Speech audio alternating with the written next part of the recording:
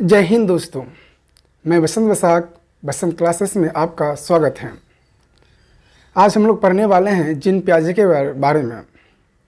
जो भी विद्यार्थी सीटेट दिसंबर 2022 की तैयारी कर रहे हैं और किसी भी स्टेट टीचिंग एग्ज़ाम की तैयारी कर रहे हैं तो उनके लिए आज का ये वीडियो काफ़ी महत्वपूर्ण होने वाला है, क्योंकि भारत के किसी भी टीचिंग एग्ज़ाम में जिन प्याजे से संबंधित 3 से 5 सवाल हर बार पूछा जाता है। ये बहुत इम्पोर्टेंट टॉपिक है। यदि आप सीटेट की तैयारी कर रहे हैं या किसी भी स्टेट गवर्नमेंट की तैयारी कर रहे हैं, खास करके टीचिंग एग्ज़ाम की, तो उसमें जिन प्याजे के सवाल हर साल पूछे जाते हैं। क्योंकि जिन प्याजे एक बाल मनोवैज्ञानिक हैं और इन्होंने बच्चों पर अध्ययन करके जो बच्चों की जो मनोविज्ञान है उसको हम सब के सामने में प्रस्तुत किए हैं। तो आज हम लोग इस वीडियो में जिन प्याजे के बारे में भी पढ़ेंगे और साथ साथ उन्होंने कौन कौन से थ्योरी दिए हैं वो भी पढ़ेंगे।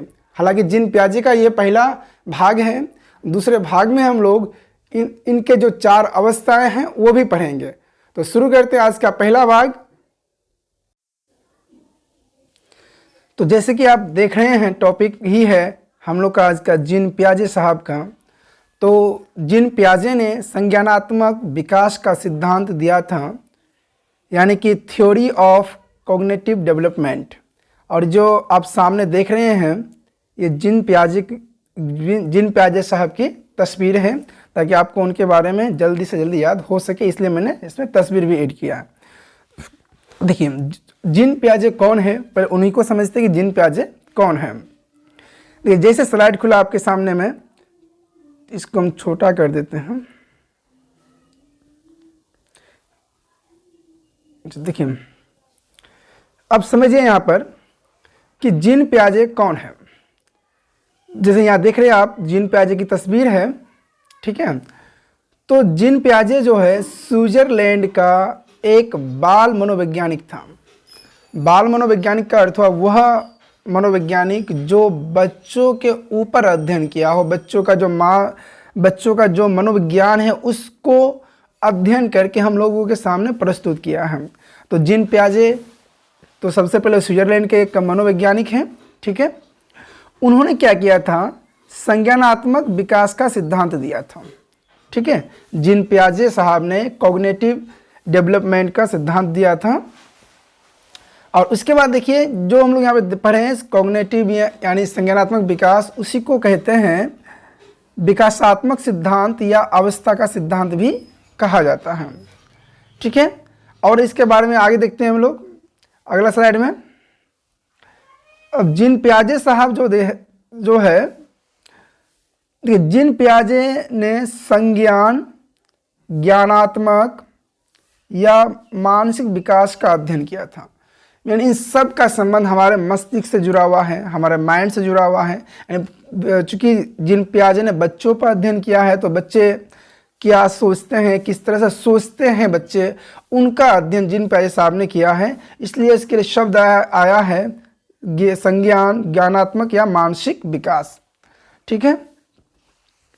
और चूंकि जिन प्याजे ने इन सब का जो अध्ययन किया वो सिर्फ और सिर्फ अपने बच्चों पर किया और अपने आस पड़ोस के बच्चों पर ही किया था, ठीक है। कभी कभी एग्जाम में पूछ लेता है कि जिन प्याजे साहब ने जो अपना अध्ययन किया था संज्ञान को लेकर, वो किस पर किया था, तो अपने बच्चों के ऊपर और आस पड़ोस के बच्चों के ऊपर में, ठीक है। समझ गए, आगे बढ़ते हैं।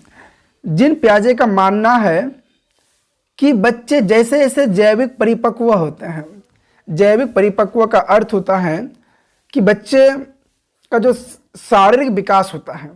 देखिए एक छोटा बच्चा, 6 माह का बच्चा, 1 साल का बच्चा में अंतर दिखेंगे, उनकी हाइट में, उनके व्यवहार में अंतर देखने को मिलता है। तो जिन प्याजे का मानना है कि जैसे जैसे जैविक विकास होता है बच्चों में, और जैविक विकास के लिए जो अंग्रेजी शब्द है बायोलॉजिकल मैच्योरेशन, क्योंकि एग्जाम में कभी कभी ये शब्द पूछ लेता है कि जैविक परिपक्व या परिपक्वता, ठीक है, और बायोलॉजिकल मैच्योरेशन शब्द का संबंध किस मनोवैज्ञानिक से है, तो आप तुरंत लगा सकते हैं इसका सही जवाब कि जिन प्याजे साहब से हैं। तो जिन प्याजे मान क्या रहे हैं कि जैसे जैसे बच्चों में जैविक विकास होता है। ठीक है, जैसे जैसे बच्चों में जैविक विकास होता है तो वे अपने दिमाग में वस्तुओं के बारे में अपना सिद्धांत या नियम बनाने लगते हैं। यानी कि बच्चे किसी चीज़ को किस रूप में देखते हैं उसका सिद्धांत वो खुद बनाते हैं। इसलिए जीन पियाजे ने बच्चे को पता है क्या कहा है, नन्हा वैज्ञानिक भी कहा है। जीन पियाजे साहब ने बच्चों को नन्हा वैज्ञानिक भी कहा है। ठीक है, इसको थोड़ा सा हटा देते हैं यहाँ से, या इसको हटा ही देते पूरा, इसको एडजस्ट करें तो रुकिए थोड़ा सा। चलिए, क्योंकि हर एक स्लाइड अलग अलग है इसी कारण से इसको एडजस्ट करने में थोड़ा समय लग जाता है। देखिए, जीन पियाजे ने बच्चों को ना नन्हा वैज्ञानिक कहा है। एग्जाम में पूछ लेता है लिटिल साइंटिस्ट कौन है, तो बच्चे हैं। किसने कहा, तो जीन पियाजे हैं।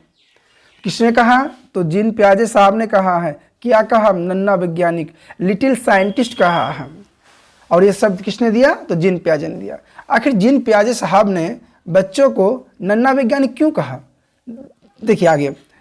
क्योंकि बच्चे अपने वातावरण में सक्रिय रहकर, इस चीज़ को ध्यान रखिएगा, एक्टिव रहकर ज्ञान का निर्माण खुद करते हैं और दुनिया के बारे में अपना खुद का नियम या सिद्धांत बना देते हैं। बच्चे जो है अपने वातावरण में रहते हैं। ठीक है, अपने वातावरण में रहकर ज्ञान का निर्माण खुद कर देते हैं। तो जीन पियाजे का मानना, बच्चे होता है क्या है, जीन पियाजे का मानते हैं कि बच्चे जो है अपने वातावरण में रहते हैं। ठीक है, और बच्चे को जो चीज़ अच्छा लगता है ना, बच्चे को जो भी चीज़ अच्छा लगता है उसके बारे में उनका अपना थॉट होता है। बच्चे अपने तरीके से सोचते हैं, अर्थात वो ज्ञान का निर्माण खुद करते हैं। और जीन पियाजे साहब यही कहते हैं। इसलिए जीन पियाजे ने बच्चे को नन्हा वैज्ञानिक कहा है, लिटिल साइंटिस्ट कहा है। ठीक है, समझ गए ये। आगे देखिए, जीन पियाजे का मानना है कि बच्चों में पहले विकास होता है, तब अधिगम करना बच्चा सीखता है। इसका मतलब हुआ कि बच्चे जो है पहले, बच्चों में शारीरिक विकास, मानसिक विकास हो जाता है। बच्चे के माइंड में पूरा का पूरा जो मस्तिष्क है वहाँ पर विकास होता है, तब बच्चे धीरे धीरे लर्निंग करना सीखते हैं। ये बात कौन मान रहे हैं, जीन पियाजे। तो अब देखिए, जीन पियाजे के अनुसार संज्ञानात्मक विकास के सिद्धांत निम्नलिखित हैं। जीन पियाजे साहब ने 4 प्रकार के सिद्धांत दिए। ठीक है, तो जीन पियाजे साहब ने संज्ञानात्मक यानी कॉग्निटिव विकास की जो सिद्धांत दिए हैं वो 4 प्रकार के सिद्धांत दिए हैं। इसके 4 अवस्था भी होता है, जो हम लोग अगले भाग में पढ़ेंगे। अवस्था के बारे में अब अलग भाग में हम लोग पढ़ेंगे। इस भाग में सिर्फ उसके सिद्धांत का अध्ययन करने वाले हैं। ठीक है ना। तो उन्होंने कौन कौन से सिद्धांत दिए, तो पहला सिद्धांत देखिएगा यहाँ पर अनुकूलन का सिद्धांत है, यानी एडेप्टेशन का सिद्धांत। दूसरा है संतुलन, इक्विलिब्रेशन का सिद्धांत है। तीसरा है स्कीम्स, और चौथा जो है उनका सिद्धांत वो स्कीमा सिद्धांत है। चलो, तो आइए हम इन चारों सिद्धांत के बारे में अलग से पढ़ते हैं, अलग अलग स्लाइड में। ठीक है, तो जीन पियाजे साहब ने कितने सिद्धांत दिए हैं, 4 प्रकार के सिद्धांत दिए हैं। देखिए, पहला सिद्धांत क्या कहता है, पहला सिद्धांत कहता है कि अनुकूलन। अनुकूलन क्या, एडेप्टेशन क्या चीज़ है, तो जीन पियाजे कहते हैं कि वातावरण या माहौल के साथ अपने आप को ढाल लेना, वही तो अनुकूलन है। देखिए, जिस प्रकार का वातावरण रहेगा उसी हिसाब से अपने आप को ढाल लेना, ये अनुकूलन है। इस तरह समझिए, एक बच्चा जो है वो घर में है, तो घर का वातावरण अलग है, घर का वातावरण अलग होता है। ठीक है, लेकिन जब वही बच्चा स्कूल पहुंच जाता है ना, जब बच्चा स्कूल पहुंचता है तो उनको अलग अलग दोस्त मिलते हैं, वहाँ का अलग वातावरण मिलते हैं। शुरू में बच्चे को थोड़ा दिक्कत होता है, लेकिन समय के साथ धीरे धीरे बच्चा उस स्कूल के वातावरण में घुल मिल जाते हैं, और इसे ही कहते हैं अनुकूलन, यानी इसे ही कहते हैं एडेप्टेशन। ठीक है, समझ गए। अगला स्लाइड देखिए। अब देखिए, अनुकूलन की 2 प्रक्रिया होती है। बच्चे किसी भी माहौल में जो अनुकूलित हो जाते हैं, एसिमिलेशन कर एडेप्टेशन कर लेते हैं, उस वातावरण के साथ घुल मिल जाते हैं, तो इसके 2 प्रक्रिया हैं। पहला जो प्रक्रिया है वो आत्मसात्करण है, यानी एसिमिलेशन है। इसका मतलब क्या हुआ कि पूर्व ज्ञान में नया ज्ञान जोड़ना आत्मसात्करण कहलाता है। इसका मतलब समझिए, एक छोटा बच्चा है, ठीक है। एक बच्चा जो है अपने पिता को कहता कि पापा ये क्या उड़ रहा है, तो उनके पिताजी ने कहा ये एक पक्षी है। तो बच्चे के माइंड में एक पक्षी की तस्वीर समझ में ये आया कि जो भी चीज़ उड़ने वाला है सब पक्षी है, ठीक है। लेकिन पिताजी ने उसको क्या बताया कि ये जो काला कलर का है वो कौवा है, ठीक है। तो बच्चे के माइंड में ये समझ में आ गया कि जो भी चीज़ काला कलर का है सब कौवा है, ठीक। इसको क्या कहेंगे कि पूर्व ज्ञान में नए ज्ञान जोड़ देना। जैसे बच्चे क्या समझ रहा था कि जो भी चीज़ उड़ रहा है सब पक्षी, कौवा को भी पक्षी कहता था, कोयल को भी पक्षी कहता था, उल्लू को भी पक्षी कहता था, ठीक है। तो बच्चे के माइंड में सेट हो गया। तो और चूंकि पिताजी ने उनको बच्चे के माइंड में पहले से एक चीज़ सेट हो गया कि उड़ने वाला चीज़ पक्षी है। तो अब जब वो पहली बार देखा काला कलर का कौवा तो बोला ये पक्षी है, तो इसका नाम क्या है, तो पिताजी ने उनको बताया ये कौवा है।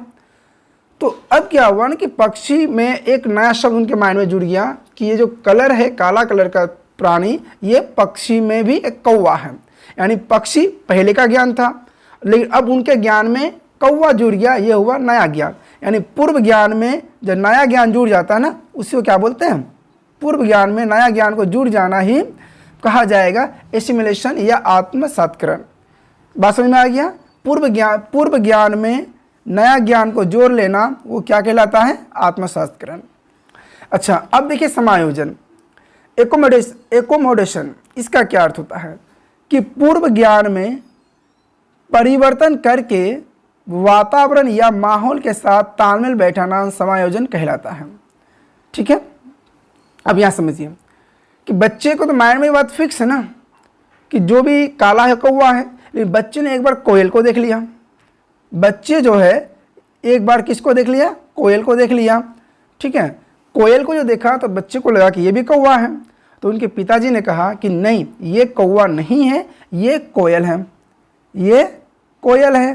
तो अब क्या किया कि बच्चे देखिए पहले उनको लगता था कि काला कलर का पक्षी कौवा होता है, लेकिन नहीं, उस ज्ञान में परिवर्तन कर दिया गया। कहा गया कि जरूरी नहीं है कि जो काला कलर का हो वो कौवा ही हो, वो अन्य पक्षी भी हो सकता है। तो इस तरह क्या हो गया, पूर्व ज्ञान में परिवर्तन कर दिया, चेंजिंग कर दिया, और जो उसके बाद वातावरण के साथ जो माहौल के साथ तालमेल बैठा लिया, इसको बोलेंगे समायोजन, ठीक है। जीन पियाजे जी ने जो दूसरा सिद्धांत दिया वो दिया संतुलन का सिद्धांत, इक्विलिब्रेशन का।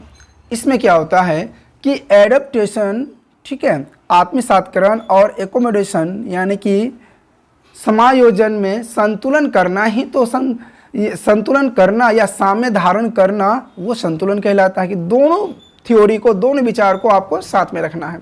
देखिए पहले बच्चा क्या समझता था कि कौवा, पक्षी कौवा है, ठीक है, पक्षी क्या है, कौवा है। पिताजी ने उनको बता दिया कि नहीं, जो पक्षी है सब कौवा ही नहीं है, अलग अलग भी होता है। तो यहाँ पर जो बच्चा ने सीखा था वो कौवा के बारे में एक थ्योरी सीखा, और एक थ्योरी सीखा वो कि जरूरी नहीं कि जो कलर काला कलर का हो वो कौवा ही हो, क्योंकि दोनों दिखने में काला होता है लेकिन उनकी आवाज़ अलग है, ठीक है।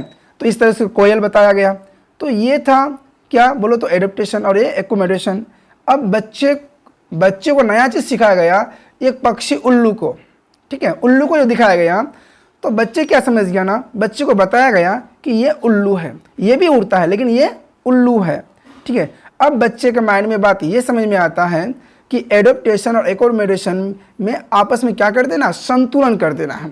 यानी कि अब माइंड में बच्चे के आ रहा है कि जो चीज़ उड़ता है वो पक्षी हो सकता है, ठीक है, लेकिन जो हर एक ही कलर का हो जाए जरूरी नहीं है कि वो कौवा ही होगा, वो अलग अलग कलर का होता है, अलग चीज़ होता है। तो इस तरह बच्चा जो है ना अपने आप को संतुलित कर लेता है, वातावरण में अपने आप को ढाल लेता है, और वातावरण के साथ अलग अलग, जैसे पक्षी के उदाहरण लेते हैं, अलग अलग पक्षी को अब वो अलग अलग तरीके से देखने लगता है, ठीक है। देखिए अब जीन पियाजे साहब ने तीसरा सिद्धांत दिया स्कीम का। स्कीम का क्या मतलब होता है कि काम को अलग अलग तरीके से करना स्कीम कहलाता है। मैंने हर एक बच्चा एक ही काम को अलग अलग तरीके से कर सकता है, उसको स्कीम कहते हैं, उसको स्कीम कहते हैं। यहाँ देखिए जैसे है कि बच्चे को जब भूख लगती है ना तो वह रोने लगता है, बच्चे रोने लगता है क्योंकि उसे पता है रोने से उसे दूध मिल जाएगा, ये स्कीम कहलाएगा, ठीक है। बच्चे, हर एक बच्चे अपने काम को अलग अलग तरीके से कर सकता है, ये स्कीम है। काम करने का तरीका अलग होता है, ये स्कीम है, ठीक है।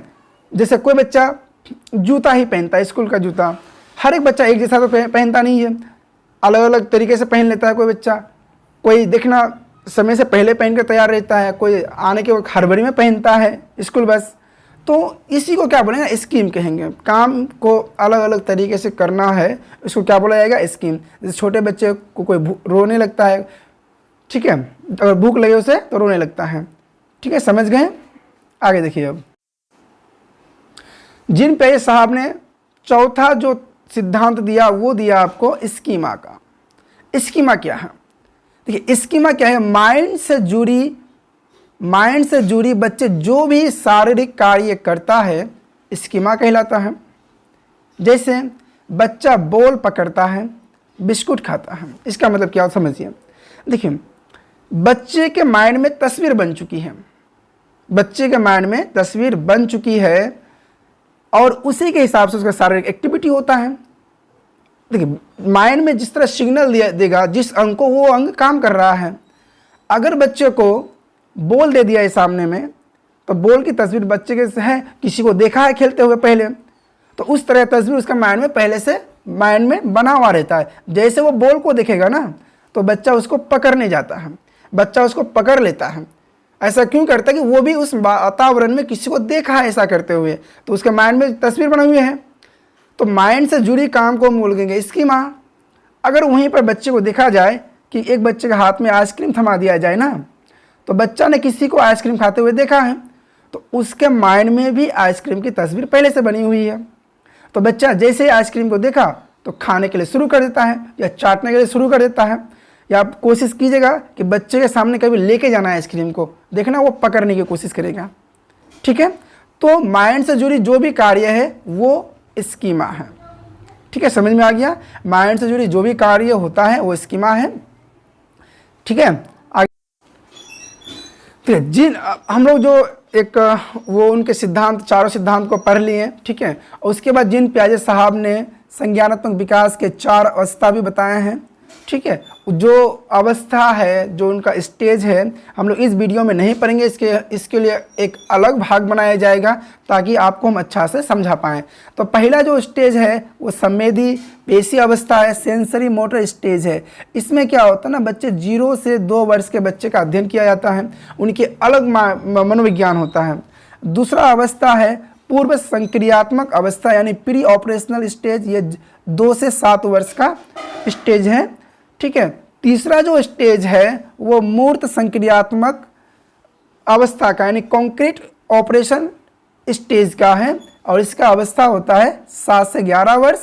और चौथा जो जिन पे साहब ने स्टेज बताया है वह है औपचारिक संक्रियात्मक अवस्था का यानी कि फॉर्मल ऑपरेशन स्टेज, जो 11 से 15 वर्ष का होता है। तो हम इन सब स्टेज के बारे में, सब अवस्था के बारे में हम अगले भाग में पढ़ाएंगे।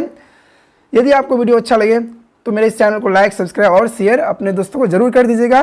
धन्यवाद। और इस तरह वीडियो देखने के लिए हमारे चैनल को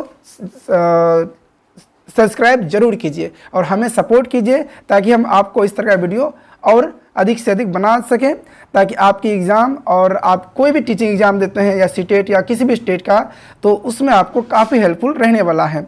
धन्यवाद।